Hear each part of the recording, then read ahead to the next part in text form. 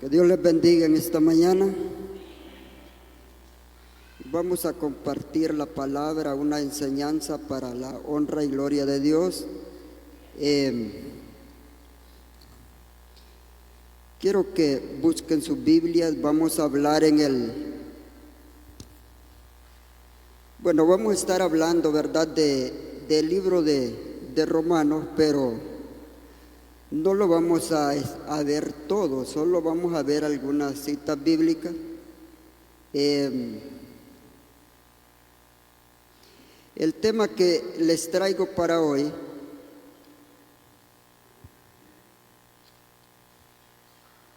se titula ¿qué es el Evangelio? Es una pregunta, ¿verdad?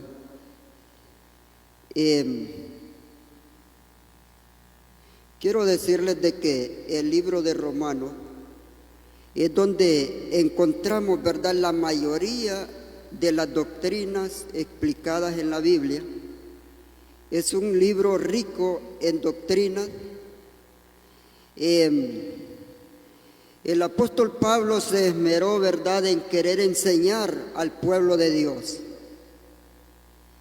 El estudio del libro de Romanos, pues, creo que todo cristiano debemos de hacerlo. Ya un cristiano que ya tiene, digamos, un par de años y no ha leído este libro, pues, déjeme decirle de que prácticamente no ha aprendido mucho, ¿verdad?, de lo que es doctrina de parte de Dios. Necesitamos ser enseñados, necesitamos, ¿verdad?, que entender la sabiduría de Dios, y esa la vamos a encontrar a través de la lectura de la palabra. Todos los religiosos siempre van a estar peleando en contra de Dios. O sea que los religiosos no pelean en contra de Satanás, sino que es en contra del mismo Dios, porque se oponen a la palabra que está escrita en la Biblia. Vamos a buscar ahí en Timoteo capítulo 1, 12 y 13. Quiero que busquen ahí 1 Timoteo capítulo 1, versículos 12 y 13.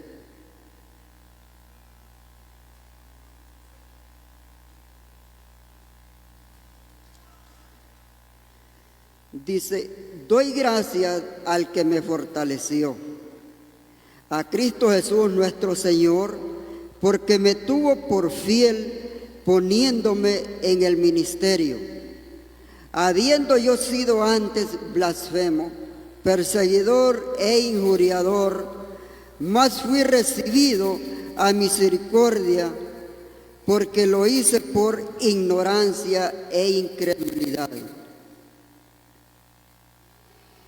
El apóstol Pablo era un religioso.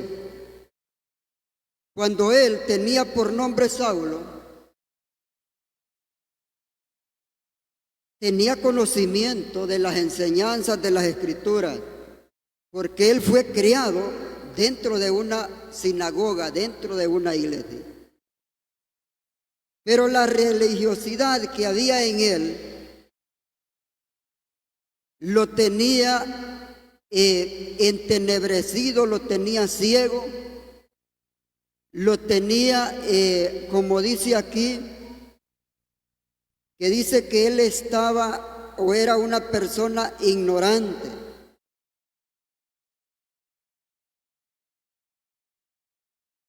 Cuando nosotros entramos a una iglesia que se hace llamar iglesia de Dios o iglesia que viene, ¿verdad?, con una doctrina de Cristo, toda ignorancia debe de irse de nuestra mente. La religiosidad que ha venido, tal vez desde allá de nuestros abuelos o nuestros ancestros, ¿verdad?, los han metido un tipo de doctrina en la cual nosotros caímos también en la ignorancia, caímos en el error. Entonces el apóstol Pablo dice aquí que él daba gracias a Dios porque lo fortaleció, porque lo tuvo como fiel. En todo momento Dios no se equivocó con el llamado del apóstol Pablo.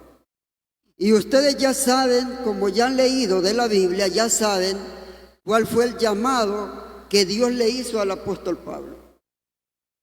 No todos vamos a ser llamados de la misma forma. Algunos nuestro llamado va a ser más fuerte que el de otros. El llamado del apóstol Pablo fue bastante fuerte. ¿Por qué? Porque Dios lo necesitaba.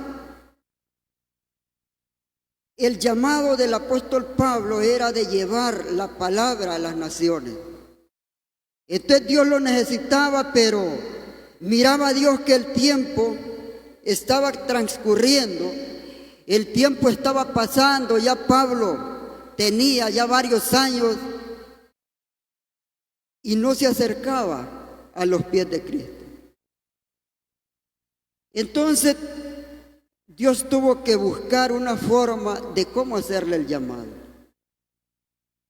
Y no fue un llamado de buenos amigos. Recuerde que tuvo que enceguecerle hasta la vista para que él pudiera creer, para que él, esas viejas, esa mentalidad pues que tenía, que le habían implantado, tenía que haber un cambio en él. ¿A cuántos de nosotros Dios nos ha estado esperando por mucho tiempo? Y tal vez hay un llamado para nosotros, ¿verdad? Pero no queremos entender ese llamado. La palabra está ahí a la vista, la palabra está en nuestros oídos, pero nos hacemos de oídos sordos. La conversión del apóstol Pablo, allí la vamos a encontrar nosotros en el libro de los Hechos. Creo que allí encontramos todo lo que es la conversión, cómo fue el llamado. Eso ya nosotros ya lo hemos leído, ya sabemos cómo se le llamó a él de parte de Dios, ¿verdad? Directamente Dios tuvo que tratar con él, porque no había hombre en esos momentos que pudiera enfrentársele y hablarle de la palabra de Dios. Recuerde que el apóstol Pablo era una persona llena de maldad, una persona que estaba entenebrecida, y el odio que había en él era en contra del pueblo cristiano, en contra del pueblo de Dios. Pero imagínense el trabajo que Dios hace en la vida de muchos de nosotros, que aunque en algunos momentos o en otros tiempos, ¿verdad? En otros tiempos nosotros tal vez llegábamos hasta blasfemar del Espíritu Santo, pero en algún momento reconocimos de que Dios era el único Salvador de nuestras vidas, era el único que podía cambiar nuestro rumbo, nuestra mentalidad. Quiero hablarles acerca de la estructura de este libro, del libro de Romanos. Pero antes de todo, ¿verdad? También quiero decirles de que Dios a usted en esta mañana le está haciendo un llamado. Si usted está todavía con esa vieja mentalidad, con esos paradigmas que venían de allá de nuestros abuelos, trate de ir cambiando. Porque lo que se trata de venir, cuando venimos al Evangelio, Dios lo que quiere es que nosotros cambiemos. Que no seamos, ¿verdad?, el mismo personaje que los conocieron hace 20 años y seguimos siendo lo mismo o seguimos siendo peores. Los vamos a ir ahí pero quiero decirles que el libro de Romanos se divide en tres partes o tiene tres secciones que se distinguen en el libro. La primera sección está del capítulo 1 al 8, pero no vamos a ponernos, ¿verdad?, a leer todo el libro de Romanos. Creo que los vamos a entretener más que todo en el capítulo 1 por ahora, porque la enseñanza de este libro pues se llevaría bastante tiempo, una cierta cantidad de tiempo. Pero entre el capítulo 1 al 8 vamos a encontrar que allí hallamos lo que es la doctrina de la justificación por la fe y sus consecuencias. Hay consecuencias también para todos aquellos que no entendemos o no queremos entender el llamado de Dios. Vamos a tener consecuencias. Entonces yo creo que en esa parte los vamos a detener hoy, pero les voy a explicar las otras secciones y se las voy a decir para que ustedes las puedan leer.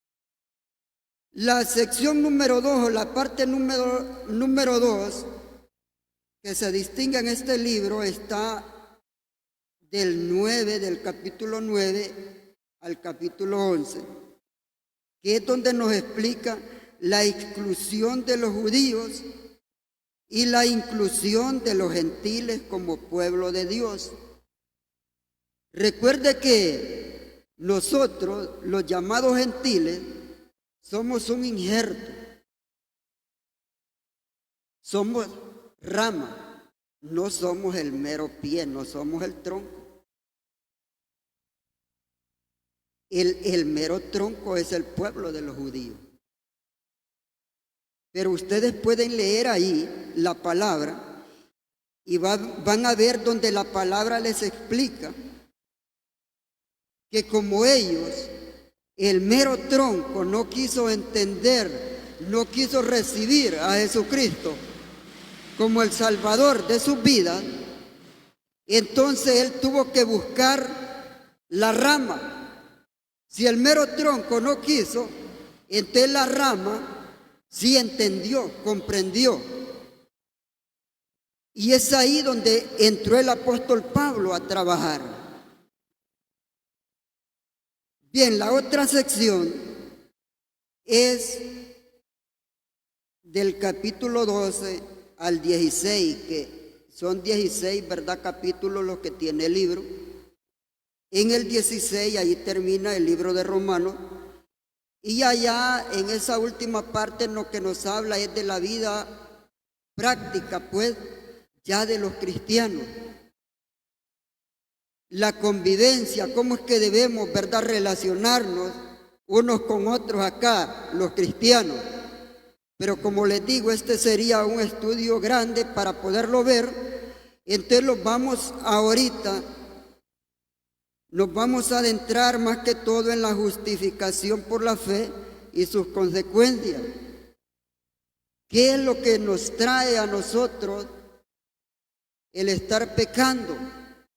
¿Cuáles son las consecuencias que vienen a las personas, verdad, que no entienden o no quieren entrarle al camino de Cristo? Les dije que nosotros somos un injerto.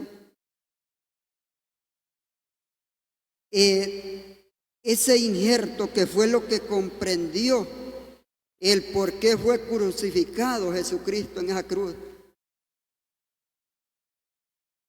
Ese somos nosotros. El pueblo de los judíos todavía está confundido. Pero bueno, allá ellos tendrán su recompensa. Así como ellos van a tener su recompensa, también nosotros, ¿verdad?, la vamos a obtener algún día. Ahora, ¿qué significa esa palabra evangelio. La palabra evangelio, esa palabra es de Dios y lo que significa es nuevas noticias. Evangelio es noticias nuevas, nuevas noticias. Cada día debe haber una nueva noticia para el cristiano. Ahora, pero ¿cuáles son las noticias que nos llegan más rápido, las que captamos más nosotros? Son las malas noticias. Y noticias van a haber a cualquier momento, segundo a segundo usted va a encontrar que hay una noticia. Pero la mayor parte de esas noticias no son para edificación de nuestra vida, de nuestra alma. Vámonos ahí, vamos a entrar al capítulo 1. En el libro de Romanos, vamos a entrar al capítulo 1, el versículo 1, donde van a ver ahí que dice que el evangelio es de Dios. Entonces, esa palabra no es inventada por hombres, no es inventada por nosotros. Eso ya viene de parte de Dios. Y en ese mismo capítulo ahí, el capítulo 1, vamos a encontrar varias veces la palabra evangelio. Mire, dice el 1, Pablo, siervo de Jesucristo, llamado a ser apóstol, apartado para el evangelio de Dios. ¿De quién dice que es el evangelio ahí?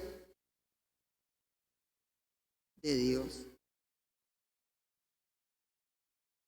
Entonces, ¿a quién se le puede llamar evangelio? Evangélico.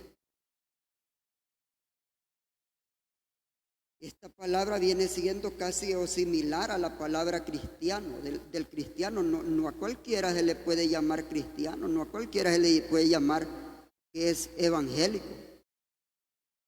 Este dice que el apóstol Pablo fue llamado a ser apóstol y apartado para el evangelio de Dios.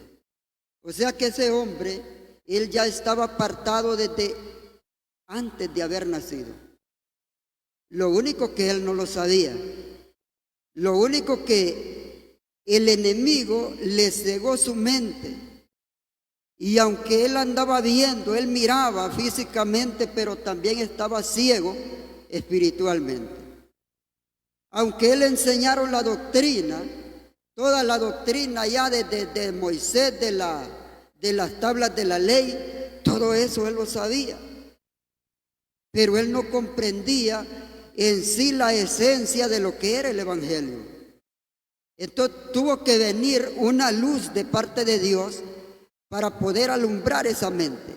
Y en realidad a él sí fue una luz que lo alumbró. Tal vez a usted no fue esa luz que la miró físicamente allá ese rayo, pero sí le llegó otro tipo de luz. Que esa luz es la que le ha estado cambiando a usted la forma de pensar. Ya usted como evangélico, como cristiano, no debe pensar de lo mismo que pensaba antes, cuando no era cristiano. Entonces, allí vamos a encontrar, ¿verdad?, esa palabra que el evangelio es de Dios.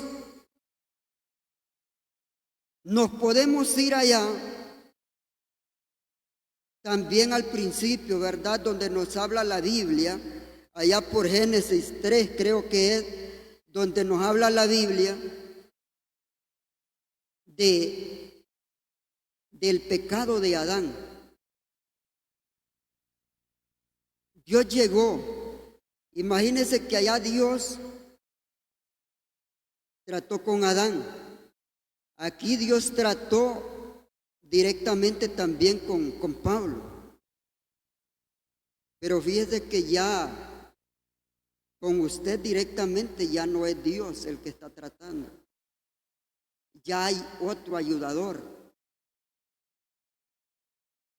Después de la muerte de Jesucristo en el Calvario, ¿Quién quedó para poder relacionarse con nosotros aquí? ¿A quién tenemos nosotros como más cercano?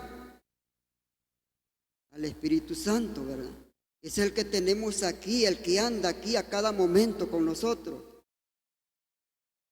En el Viejo Testamento Dios tenía que actuar directamente hacia las personas, o Él mandaba a su ángel y le decía: tenés que irme a decir esto a alguien. Mandaba a los profetas. Bien, pero ahora los profetas siguen, aunque usted no lo crea, pero los profetas siempre están ahí. Pero además de eso hay otro ayudador directamente, ¿verdad?, a nuestra vida. Bien, a Adán Dios le dijo: ¿por qué te escondes? ¿Cuál sería la vergüenza de Adán? ¿Por qué se le escondería a Dios? ¿Cuál sería el miedo de Adán? Porque había,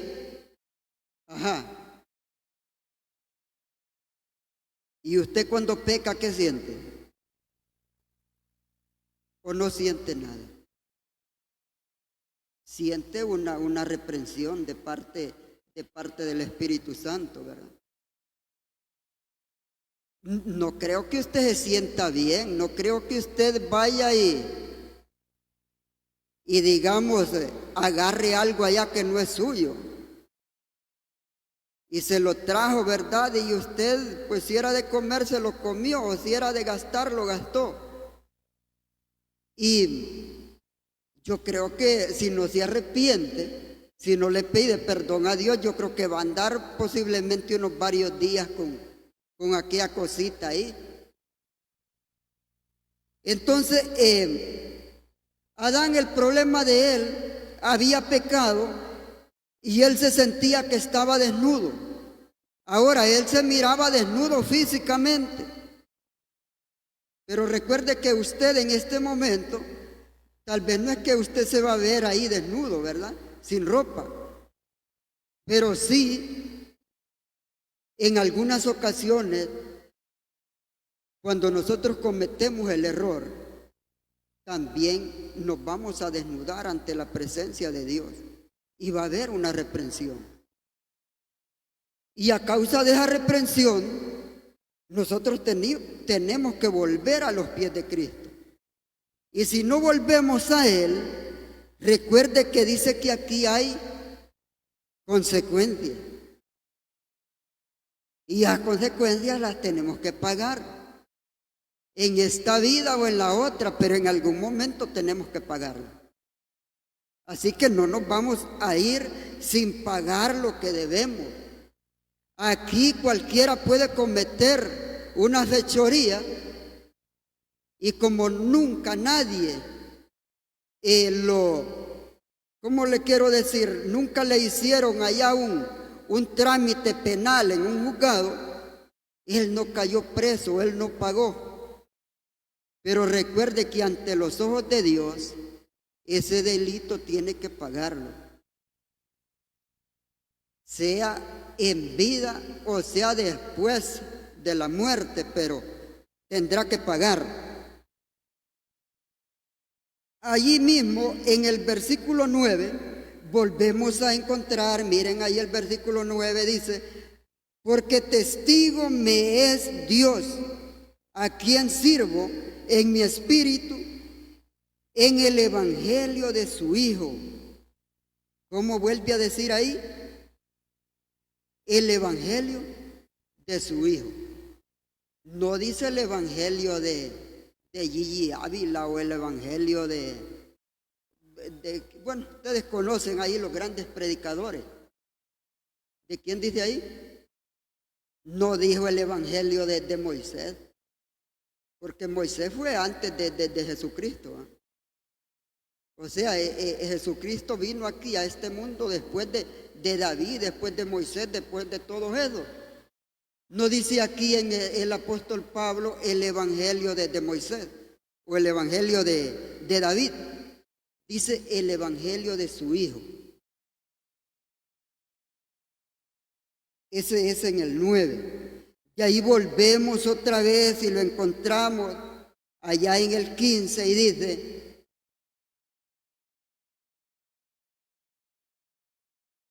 el 15, así que en cuanto a mí, pronto estoy a anunciaros el evangelio también de vosotros que estáis en Roma. Aquí se refería siempre, ¿verdad?, a los cristianos, personas que también ya habían escuchado el evangelio. O sea que el evangelio también es para darnos, ¿verdad? Ese evangelio es el que se nos ha dado a nosotros desde un comienzo. Lo que hemos escuchado siempre es palabra de Dios, es el evangelio de Dios. Y dice en el 16, no me avergüenzo del evangelio, porque es poder de Dios para salvación a todo aquel que cree. Entonces, a través de esa palabra, también se nos proporciona poder a nosotros. A través del evangelio se le proporciona poder a cualquier persona para que pueda actuar en nombre de Dios.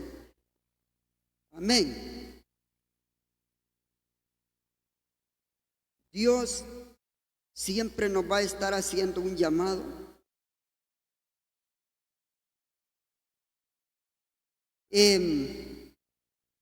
Estas secciones debemos estudiarlas por separado para poderlas entender, para poderlas distinguir. Aquí en este libro, como les decía, están la mayor parte de las doctrinas enseñadas al evangélico, al seguidor de Cristo.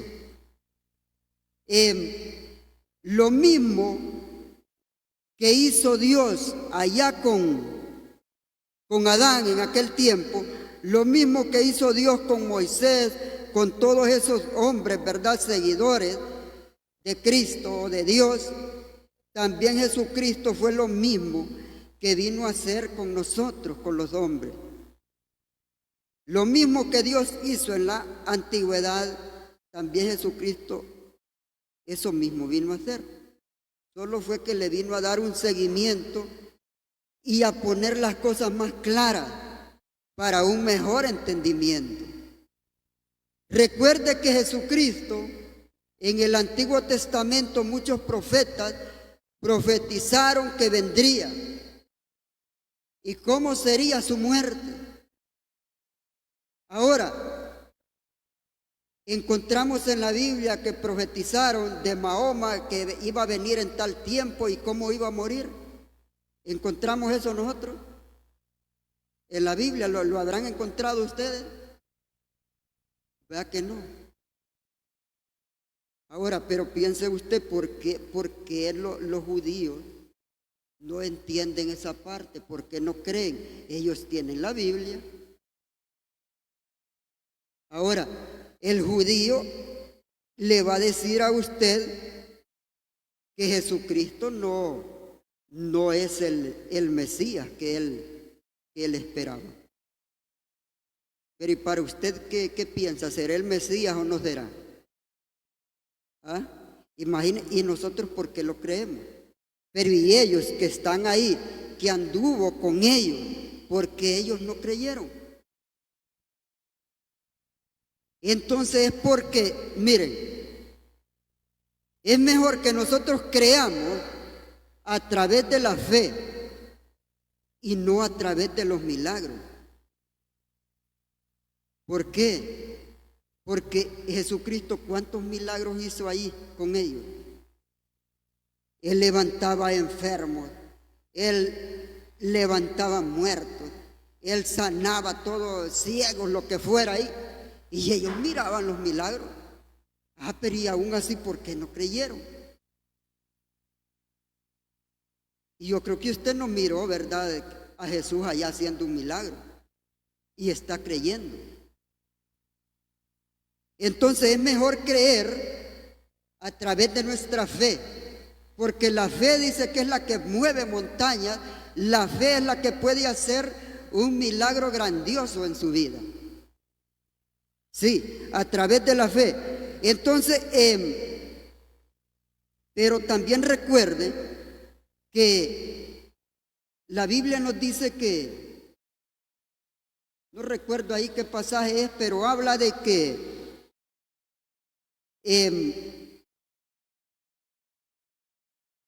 está establecido que el hombre muera una sola vez. Y después de eso viene, ¿qué dice que viene? Juicio. Entonces está establecido para cada uno de nosotros que muramos una sola vez. No hay 2 muertes ni 3 muertes. Por ahí dicen que hay algunos que tienen la vida como la vida de un gato, que dicen que tiene 7 vidas. Yo no sé si será cierto. En realidad hay personas que han muerto, físicamente comprobado que han muerto, pero allá al poco tiempo, a los pocos minutos o incluso horas, han vuelto a revivir. Ahora, pero ¿por qué? ¿Cuál sería la situación que se dio ahí? ¿O cuál sería el propósito de Dios en este tipo de personas? ¿O sería propósito de Satanás que él volviera a revivir? Aunque Satanás no creo que ya el que tiene haya agarrado y quiere que vuelva otra vez a vivir. ¿Qué tal se le va para el otro bando después? ¿Ah? Entonces, tiene que haber sido un propósito de Dios. ¿Y qué pasa con esta gente que ha muerto y ha vuelto a la vida? Usted los va a ver la mayoría testificando y no testifican que es Satanás que los volvió a la vida. Entonces hay un propósito, pero entonces debemos morir una sola vez y después viene el juicio. Ahora, ¿de qué me sirve, de qué me serviría a mí aquí en esta tierra tener una vida de lujo, una vida en abundancia, con todos los placeres del mundo alejado de la vida cristiana o alejado de Dios? Cuando si yo ya comprendí la palabra y sé de que después de muerto yo tengo que volver en algún momento, tengo que volver a salir de esa tumba.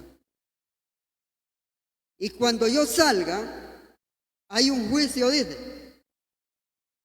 Algo me van a dar, algo me van a ofrecer en ese juicio. Pero no creo que le digan a usted cuando ya vuelva a revivir y que usted se gozó de todos los placeres.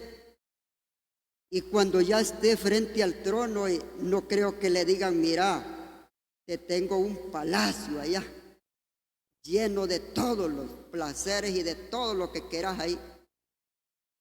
Y si usted estuvo pecando en este mundo, no creo que le digan, te vas a divertir otra vez aquí.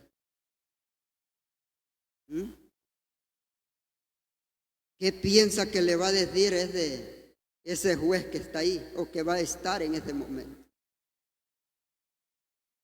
Yo creo que usted o yo, ¿verdad? Si llegáramos a esa situación y como ya sabemos qué es lo que nos toca, creo que llegaríamos en temblores a esa línea ahí, porque me imagino que va a haber hasta cierta parte donde pueda llegar y le van a decir allí nomás o allí siente que espere ahí el momento.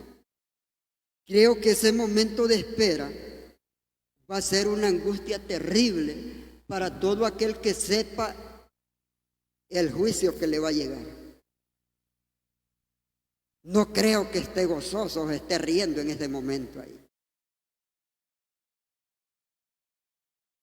¿Ha visto usted cuando lo sentencian a muerte a un a un reo, a un preso. ¿Cree usted que él se va a reír que le digan, mira, solo te quedan 30 días y te cae la silla eléctrica o la inyección letal, no sé cómo le dicen a eso? ¿Cree usted que se va a sentir emocionado ahí de emoción o de alegría? No, entonces hay ese juicio. Y ese juicio viene para todos allí. Nadie se escapa. Entonces, por eso estamos viendo, ¿verdad? Esa parte que les digo que hay una recompensa, hay un juicio. Y bueno, nosotros sabemos qué es lo que queremos tomar de esa parte. O qué parte queremos tomar nosotros. Si nosotros morimos en pecado, hay un castigo y ese castigo no lo vamos a librar de él. Ahora, Dios o Jesucristo, ¿verdad? No es que si nosotros cometemos un error, Él va a agarrar un látigo ahí y lo va a empezar a sonar. Adán tal vez eso pensó cuando Dios le habló. Ha de haber dicho, si me halla desnudo y ya desnudo, con un riendazo, con una cuera de danto, un cuero de danto, yo creo que duele. Ha de haber dicho, me va a sonar porque me miró, me está viendo desnudo. Y él tal vez eso pensó que lo iba a macanear, ¿va? Y por eso no quería ni salir del escondite. Y Jesucristo lo mismo, él a nosotros no es que va a agarrar cuando Él vino pues acá a enseñarle a los judíos cuál era el camino correcto, Él no venía con esa intención de al que no recibiera la palabra lo iba a sonar, ¿verdad? Con un garrote o con algo, no. Él era un maestro, Él tenía que enseñar la palabra a modo de que la gente entendiera. Ahora ya el que no quisiera entender, pues, somos de libre pensamiento. Y así de que nosotros vamos a decidir por nuestra vida. A todo aquel que no entienda esa palabra y que la contradice o que no está consciente, ¿verdad?, de que Jesucristo vino y murió en una cruz, así como piensan los judíos, entonces vámonos y busquen ahí Isaías 53, del 3 al 6, para que nosotros podamos contrarrestar tal vez, ¿verdad?, la mentalidad torcida que hay en muchos. Isaías 53, del 3 al 6, y no solo este versículo, no solo este pasaje bíblico, hay muchos. Miren ahí dice, despreciado y desechado entre los hombres, varón de dolores, experimentado en quebranto, y como que escondimos de él el rostro fue menospreciado y no lo estimamos. ¿De quién creen que está hablando el profeta Isaías ahí? ¿Ah? De Jesucristo. ¿Y cuántos años creen que habían pasado hasta la muerte de Jesucristo? Era una gran cantidad de años cuando esta palabra se habló a través del profeta. Ahora, los judíos tienen esta palabra y la leen, pero porque no la entienden, porque no comprenden que el hombre que murió en esa cruz es del que está hablando aquí el profeta Isaías. Dice el 4, ciertamente llevó él nuestras enfermedades y sufrió nuestros dolores, y nosotros lo tuvimos por azotado, por herido de Dios y abatido. Dice, herido de Dios y abatido, el 5, mas él herido fue por nuestras rebeliones, molido por nuestros pecados y castigado de nuestra paz fue sobre él, y por su llaga fuimos nosotros curados. Todos entendemos esa parte y estamos seguros y estamos conscientes de que sí, Dios fue el que mandó a ese personaje, Jesucristo, ¿verdad?, a morir en esa cruz. Y sabemos que de él es que hablaron. Como les digo, no solo el profeta Isaías. En la Biblia encontramos muchos pasajes que nos hablan del nacimiento de Jesucristo, nos habla de la vida de Jesucristo aquí en la tierra. Pero los judíos todavía están en eso, ellos no creen. Ahora, esta palabra, como les decía, se cumplió. Lo que dice aquí se cumplió en la muerte de Jesucristo. Pero imagínense que hay muchos que creen en un tal Buda, en un tal Mahoma, otros hasta una religión le hicieron a Maradona, por ahí celebran un culto a Maradona. Pero en la Biblia yo no encuentro esos nombres de que había que honrarlos a ellos. En la Biblia encontramos únicamente de ese hombre, Jesucristo. ¿Habrá alguien en la tierra tan famoso como Jesucristo? ¿Verdad que no hay? Mire, este evangelio se predica en todo el mundo. Este evangelio, supongo yo, no sé, ¿verdad? Tal vez investigando, pero supongo yo que no hay país al cual no haya entrado. Tal vez habrán zonas allá muy pequeñas en las cuales el evangelio tal vez no haya entrado.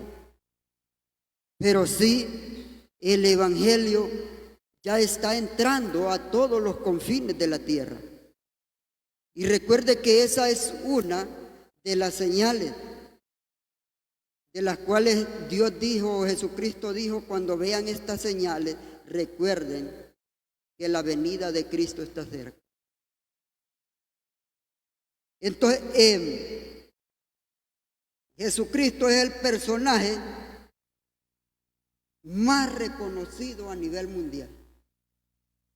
Aunque la mayoría no lo honren, porque si nos vamos al porcentaje de cristianos en comparación a la gente que no es cristiana, pues es mínimo el porcentaje, pero sí tienen ese conocimiento de la palabra de Dios y saben de ese nombre. Creo que aquí en Honduras, si usted se va donde se vaya, allá puede ser la peor montaña por allá, y le pregunta si tiene conocimiento a alguien ahí acerca de Jesús, pero Jesús, ¿verdad?, el Hijo de Dios, le van a decir que sí saben algo de él, o que por lo menos lo han escuchado hablar de él en alguna ocasión. Entonces, nosotros debemos de ponernos, ¿verdad?, preocupados cuando veamos que todo lo que está en la Biblia se está cumpliendo. Miren ahorita cuántos acontecimientos hay. Las noticias cada día no son buenas.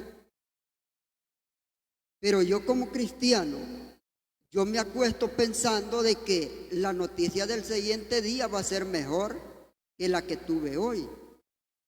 Eso es lo que yo pienso. No estoy pensando en una mala noticia. Como cristianos debemos de pensar que lo que viene tiene que ser mejor. Allí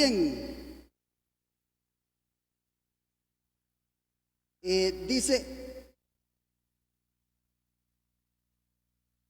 en el número, en el 1:3, siempre ahí de Romanos, ahí vemos que Jesucristo es la persona, o que es el núcleo, ¿verdad?, del evangelio. El evangelio se redonda alrededor de esta persona. ¿El evangelio de quién le lleva a usted a las personas? El evangelio de Cristo. No le va a decir, le traigo el evangelio del profeta Elías. O así le dice usted a los cristianos cuando le va a predicar. Mire, le traigo el evangelio de allá, de Noé. No, aquí dice que Jesucristo es el núcleo, es donde debe de moverse este evangelio. A través de esa persona es que el evangelio tiene, ¿verdad?, tanta cobertura. Yo le aseguro que si usted va a predicarle del evangelio de Moisés o del evangelio de otro, de aquellos profetas, la mayor parte de la gente no le va a creer. Van a decir, bueno, anda allá orinando fuera de la nica, porque no es ese el evangelio, ¿verdad?, que se nos enseña en la Biblia.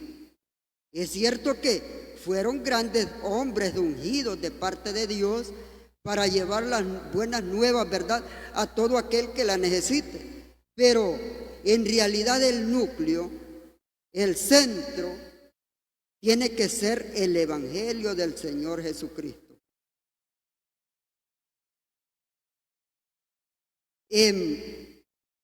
Casi siempre vamos a escuchar esas malas noticias, pero hagamos oídos sordos a esas malas noticias. Dejemos que esas malas noticias pasen, que las quieran acaparar o las quieran tomar aquellos, ¿verdad?, que todavía están entenebrecidos. O sea que usted no tiene que tenerle temor. Por ahí andan un montón de terremotos, dicen, por todas partes del mundo, por ahí. Según están hablando que por aquí cerca va a haber un grandote por ahí. Y no sé si usted tiene miedo de que venga ese terremoto. ¿Ya? No sé, ¿verdad? Y ya está preocupado usted por ese terremoto que dicen que va o que ya está, pues, para suceder. Entonces, que las malas noticias, ¿verdad?, no nos saquen a nosotros de la línea, que no nos saquen, ¿verdad?, de este camino, de este sentimiento que a través de la palabra de Dios se ha incrustado en nuestra mente. Entonces, sabemos de que la situación es crítica. En estos últimos tiempos la situación es crítica. Usted va a ver tantos problemas en tantos países. Aquí en nuestra Honduras decimos de que el gobierno no está haciendo nada, que en vez de mejorar va a empeorar. Entonces las situaciones en todos los países hay crisis. Todos los países en su mayoría están en crisis. Solo pocos países pueden decir que la gente es feliz o que la gente vive feliz. Pero hay una contrariedad en estos países donde la gente feliz no sirven a Dios, no tienen conocimiento de Dios. No, estoy hablando feliz materialmente, la comodidad. Pero ¿y cuál es la felicidad que a usted le conviene? Entonces nosotros materialmente queremos estar felices, pero con todo lo que nos conviene o las necesidades que tenemos. Entonces el mundo a eso le llama felicidad. Ahora, hay países en el mundo, y yo les puedo nombrar algunos, no son países, digamos, con una gran población, no son países territorialmente grandes o enormes, pero ellos han logrado mantener, ¿verdad?, una economía en sus países estable, a modo de que su población se sienta feliz viviendo ahí, se sienta estable en todo, ¿verdad?, lo que desee, lo que necesite. El mismo Estado le proporciona hasta para la enseñanza, para los estudios que quieran hacer. Ahora, ellos lo han logrado a través de que hay una mentalidad diferente a la mentalidad de los gobernantes de nuestros países, donde ellos cuando llegan a un puesto, en lo primero que se enfocan es en el robo, en robar, en atraer todos los recursos naturales de cada país o de los países para beneficio propio. Y estos países que yo le puedo nombrar ahí algunos, en el caso de Noruega, en el caso de Finlandia, en el caso de, por allá hay otros, Dinamarca, son poca la población que ellos tienen en sus países. Pero imagínense que esa gente son las que menos tienen conocimiento de Dios. En esos países el evangelio muy poco ha entrado. Ellos no están los domingos en una iglesia. Para ellos la diversión, pues, es otra, es divertirse allá, en lo natural. Tienen todas las comodidades para poder salir a cualquier país a divertirse y todo eso. Ahora piense usted, ¿por qué estos países, si la gracia de Dios no está en ellos, por qué materialmente viven tan bien? Bueno, eso se los dejo de tarea para que ustedes mediten. Mediten ustedes por qué estos países, si no conocen de Dios, son tan bendecidos materialmente. Y nosotros, podría decir algún cristiano, y yo que no me falto a las celebraciones de la iglesia y vivo tan arruinado, hecho porra. ¿Ah? Pero allí va la otra parte. Allí va la otra parte, que es lo que a usted le conviene.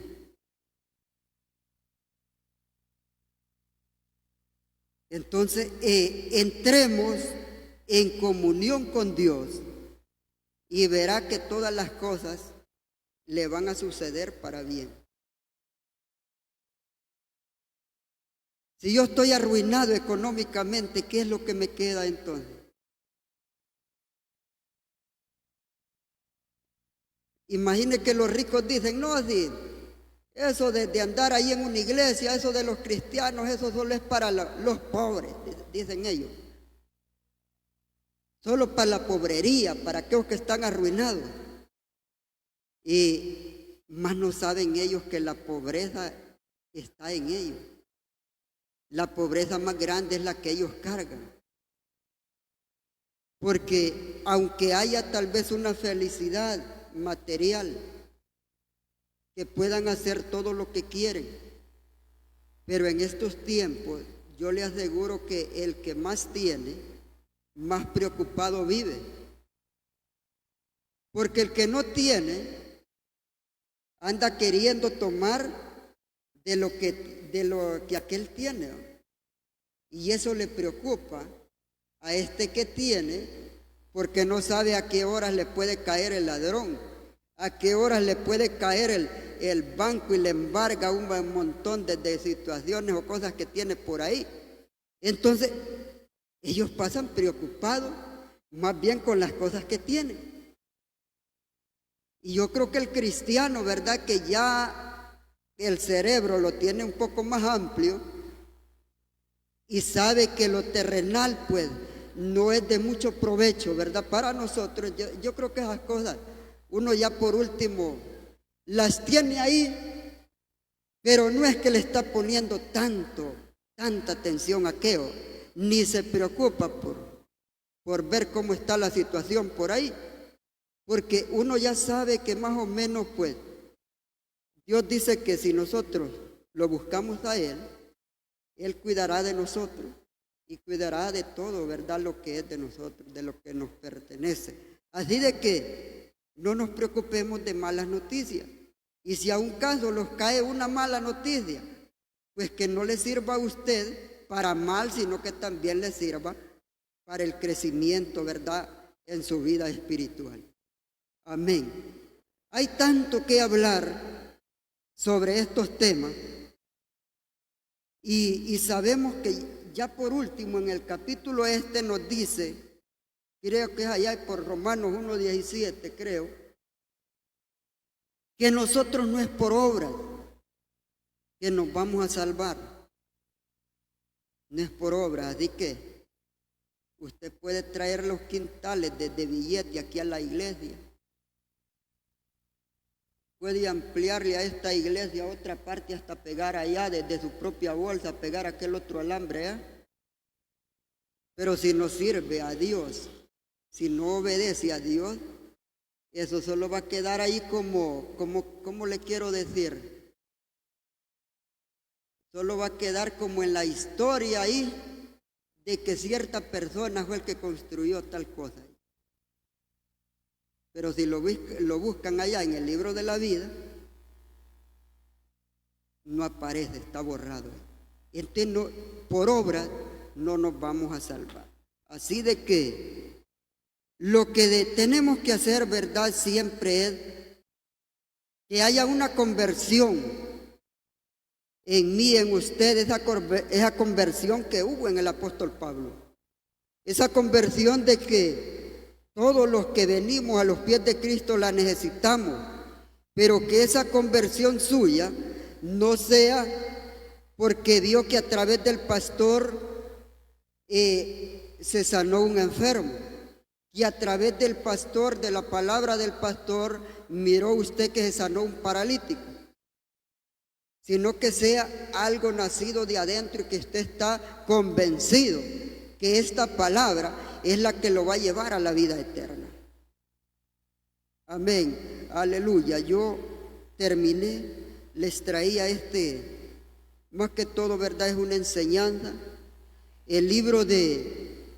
Este libro de Romanos, hay mucha enseñanza que se puede dar, bastante rico en cuestiones de enseñanza, pero sí se necesita cantidad de tiempo para poderlo discernir todo. Pero aquí el apóstol Pablo es el actor principal del libro, y enfoquémonos en la vida de este hombre.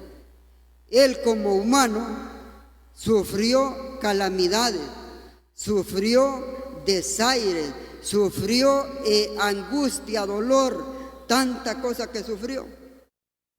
Y nosotros tal vez no lleguemos, ¿verdad?, a la altura de este hombre, de los sufrimientos o el gozo o todo lo que él tuvo, pero debemos de tratar o imitarlo a él, aunque al que debemos de imitar, ¿verdad?, directamente nosotros es al Señor Jesucristo, que Él es nuestro Maestro por excelencia. Que Dios les bendiga. Quiero que se pongan de pie. El que sienta que ha habido alguna palabra que ha hecho ahí que la mentalidad suya haya cambiado un momento,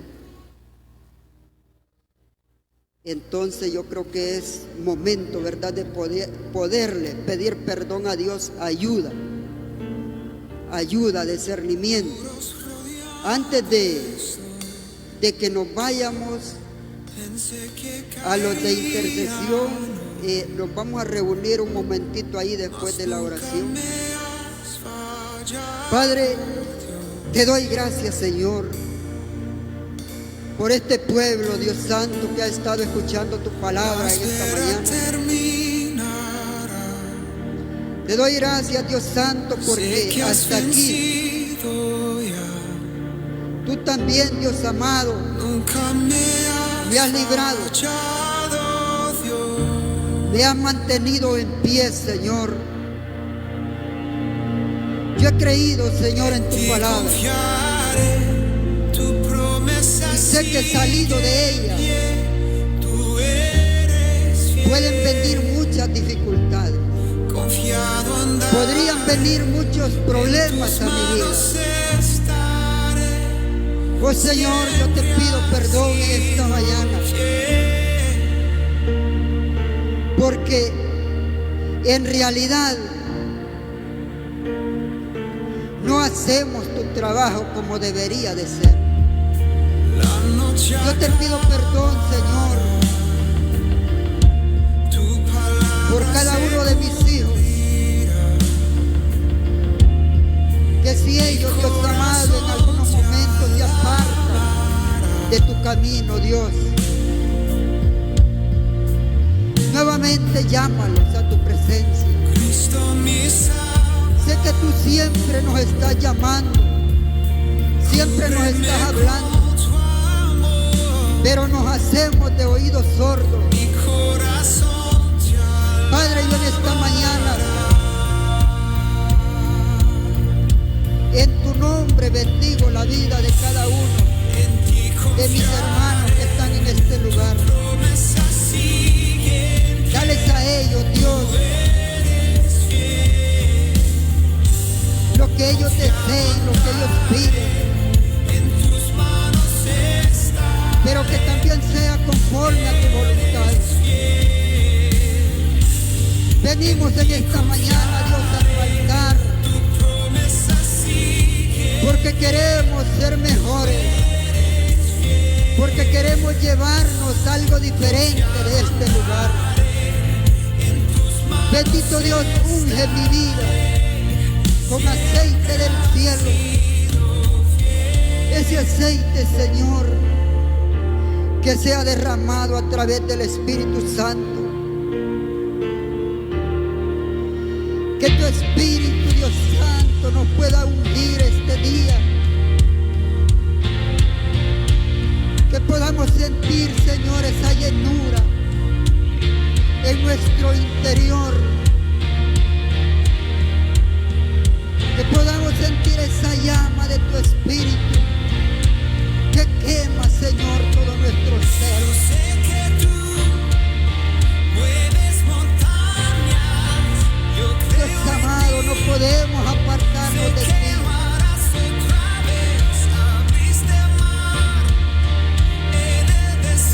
Si ya estamos en este camino, no es posible que pensamientos del enemigo nos hagan retroceder. Dios, yo bendigo la vida de nuestros pastores, Señor. Que ellos cada día se esfuerzan por traernos una buena enseñanza. Que cada día se esfuerzan, Señor, por darnos una palabra nueva, una palabra que edifique. Dios amado, que esta mañana haya sido de mucho provecho para los que estuvimos en este lugar. Padre, que esta mañana nos hayamos reanimado, Señor, para que en la tarde, Dios, vengamos con nuevos ánimos. en ti confiaré. Que podamos también ir a reanimar a aquellos que están debilitados. Que podamos, Señor, dar palabra de ánimo a aquellos que están afligidos, a aquellos que están aturdidos, Señor, porque alguna palabra contraria llegó a sus oídos. Oh Dios, yo te pido por los ministerios, Señor, de cada hermano, de cada hermana, Señor, que deben ser desarrollados, que deben estar activados, Señor, para emprender este trabajo, Dios Santo. Que puedan venir, Señor, personas nuevas, personas, Señor, que vengan con ese deseo, Dios, de servir. Bendito Dios, los ministerios muchos los están dejando. Muchos, Señor, se están apartando de eso que tú les diste en algún tiempo. Bendito Dios, yo te pido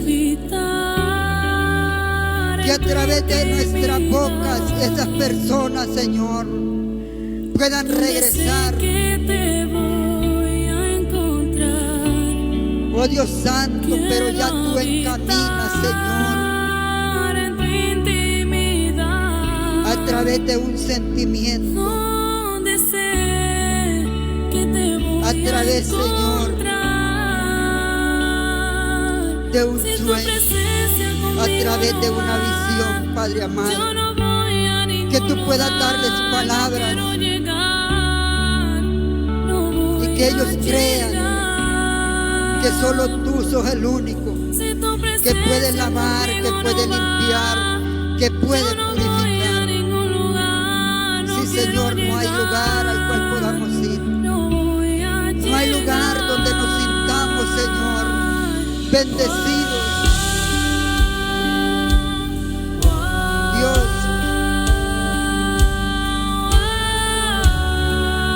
tú eres maravilloso. Y gracias, Señor, te doy. Porque a cada día tú nos hablas. Cada día tú pones pensamientos nuevos en nuestra mente. Oh Dios bendito.